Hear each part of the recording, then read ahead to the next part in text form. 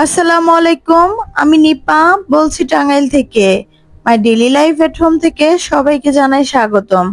দূরে কাছে দেশ কিংবা দেশের বাইরে যে যেখান থেকে আমার ভিডিওটি দেখছেন, আশা করি সবাই ভালো আছেন। আলহামদুলিল্লাহ, আমরাও ভালো আছি। সকালবেলা ঘুম থেকে উঠে ফ্রেশ হয়ে চলে আসছি কিচেনে নাস্তা রেডি করার জন্য। আজকে কিন্তু নাস্তা রেডি করতেছি, রুটি আর ডিম ভাজি। সাথে মেয়ের জন্য পরোটা করে নেব। প্রথমেই আটাগুলো কিন্তু গরম পানি দিয়ে মথে নিয়েছি। তারপরে এই তো রুটি কিন্তু বেলা শুরু করে দিয়েছি। তেমন ভালো করে রুটি করতে পারি না, তবুও চেষ্টা করি মাঝে মাঝে ভালো করার জন্য। একটা কাজ করতে করতেই কিন্তু মানুষ শিখে যায়। আমিও ঠিক তেমনটাই ট্রাই করি এই রুটির উপরে, যে একদিন নিশ্চয়ই সুন্দর করে রুটি বেলতে পারবো। এদিকে মেয়ের জন্য আজকে পরোটা করব। মেয়ে টিফিনে নিয়ে যাবে। মাঝে মাঝে কিন্তু অনেকগুলা করে রুটি বানিয়ে ফ্রিজে রেখে দিই। দেখা গেছে যে রুটিগুলা ফ্রিজে রেখে দিলে প্রতিদিন আর রুটি করতে হয় না। তো এইদিকে আমি রুটিগুলা ছেঁকে নিচ্ছিলাম আর মেয়ের জন্য পরোটা করে নিচ্ছি। তো এই ফ্রাই প্যানটা আমার মা আমাকে দিয়েছে। তো দেখি এটা কেমন হয়। তবে এটাতে তেল দেওয়া মাত্রই কিন্তু এটা পড়ে যাচ্ছে। এটার মধ্যে একমাত্র রুটি ছেঁকা আর ডিম পোচ করাই হয়তো ভালো হবে, তাছাড়া আর কোনো কিছুই করা যাবে না। তো যাই হোক, মায়ের হাতের জিনিস ভালোই লাগে। মা যেটাই দেখ না কেন সেটাই শান্তি। তো এই তো মেয়ের নাস্তা রেডি করে দিচ্ছি। এদিকে মেয়ের জন্য ডিম পোচ করে নিচ্ছিলাম। কাঁচা মরিচ পেঁয়াজ দিয়ে কিন্তু ডিম ভাজি একদমই ভালো লাগে না। এই ডিম পোচ কিন্তু খেতে ভীষণই ভালো লাগে, একদম নরম তুলতুলে। আমার কাছে ভীষণই ভালো লাগে, আমার মেয়েরও অনেক পছন্দ। আমার মেয়ে কখনো স্কুলে ভাত নিতে চায় না, জানি না, ওর ভাত খেতে মনে হয় একটু লজ্জা করে। এজন্যই ও সবসময় নুডলস বা পরোটা এইগুলাই নিয়ে যায়। ভাত জোর করেও দেওয়া যায় না, বলে না আমার ভাত খেতে ভালো লাগে না, আমি পরোটা বা নুডলস এগুলাই নিয়ে যাব, এটাই ভালো। কি আর করার, যা খাবে তাই তো দিতে হবে, কিছু করার নাই। তো এইদিকে আবার দুপুরের রান্নায় চলে আসছি।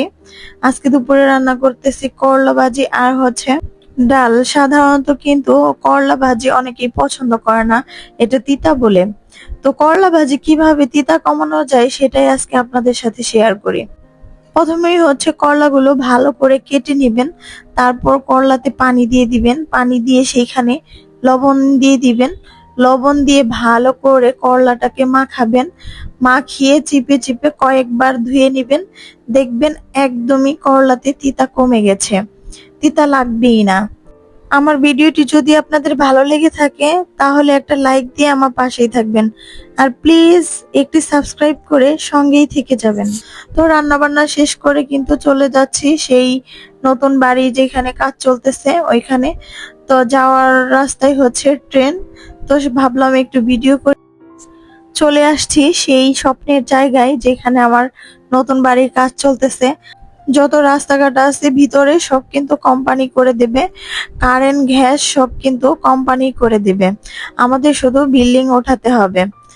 তো এই তো চলে আসছি, এসে দেখি আমাদের কি দুর্গতি অবস্থা, কি যে বাজে অবস্থা হয়েছে। এই বৃষ্টিতে যে কত পরিমাণ লস আমাদের হয়ে গেছে সেটা আর কি বলবো। আমার শ্বশুর তো সে একদম মাথায় হাত দিয়ে বসে পড়েছে। আজকে নাকি একটা লোক প্রায় মারাই যাচ্ছিল মাটির নিচে চাপা পড়ে। তো যাই হোক, আল্লাহর রহমতে সে বেঁচে গেছে। মাত্র 10 মিনিট ছিল কাজটুকু সম্পন্ন করার, এরই মধ্যে মাটি ভেঙে একদম পড়ে গেছে। লোকদের যত জিনিসপত্র ছিল সবগুলা নাকি মাটির নিচে পড়ে গেছে। কবে যে এই মাটির নিচের কাজগুলা শেষ হবে আল্লাহই ভালো জানে। তবে এই বৃষ্টিতে আমাদের এত বড় ক্ষতি হয়ে গেল, যেখানে 30,000 টাকা অলরেডি আমরা দিয়ে দিয়েছি, এখন আবার ভেকু দিয়ে কাজ করাতে হবে। চুক্তি দিয়ে দিয়েছি 6,000 টাকা লাগবে এই মাটি কাটতে। আবার জানি না এটা যে কত দূর আমাদেরকে নিয়ে যাবে, আল্লাহই ভালো জানে। আমার হাজবেন্ড তো বলে যে কিসের বাড়ি করতে গেছিলাম এই বৃষ্টির দিনে, একদম সবকিছু নষ্ট হয়ে গেল। সবকিছু রেডি করে রেখে দিয়েছিল ঢালাই করবে, এমন সময় মাটিগুলো একদম পড়ে গেছে, সবগুলা কলম একদম ঢেকে গেছে মাটিতে। আসলে আমরা জানতাম না যে এই বৃষ্টির দিনে এই অবস্থা হবে আর এত পরিমাণে বৃষ্টি থাকবে, এটা কল্পনাও করতে পারি নাই।